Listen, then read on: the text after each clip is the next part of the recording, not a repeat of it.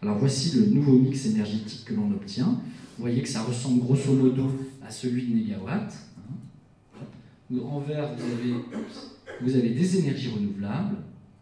Il reste un petit peu de pétrole qu'on va trouver dans le transport de marchandises essentiellement, et puis dans l'aérien. Il n'y a plus de nucléaire. Et il me reste un petit peu de centrales électriques au gaz pour gérer notamment la pointe. Voilà. Alors, quel mode de vie en 2050 ? Je ne suis pas en train de vous expliquer qu'on a les clés technologiques, économiques, etc. pour régler le problème sans changement de modèle.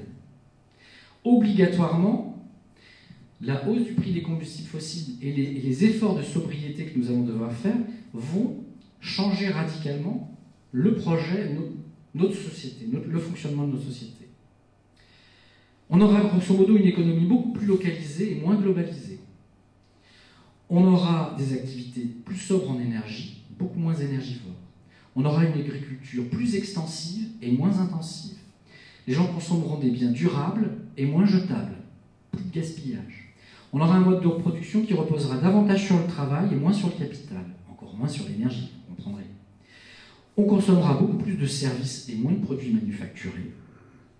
On aura sans doute des modes de transport beaucoup plus collectifs qu'individuels, autopartage, etc. Je ne pense pas seulement au transport collectif ferroviaire.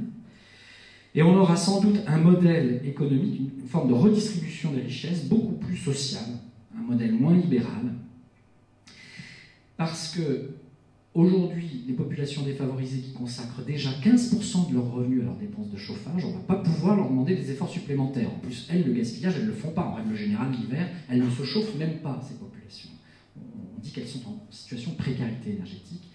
Donc cela suppose que derrière, il va falloir davantage redistribuer les richesses pour éviter que les populations défavorisées ne soient pénalisées. Grosso modo, on aura sans doute un système de production beaucoup moins axé sur les gains de productivité, de compétitivité, donc moins de compétition et plus de coopération, c'est-à-dire économie sociale et solidaire, coopérative, etc. Donc la société de 2050 ne ressemblera sans doute pas, du fait de cette transition énergétique, à la société que nous connaissons aujourd'hui.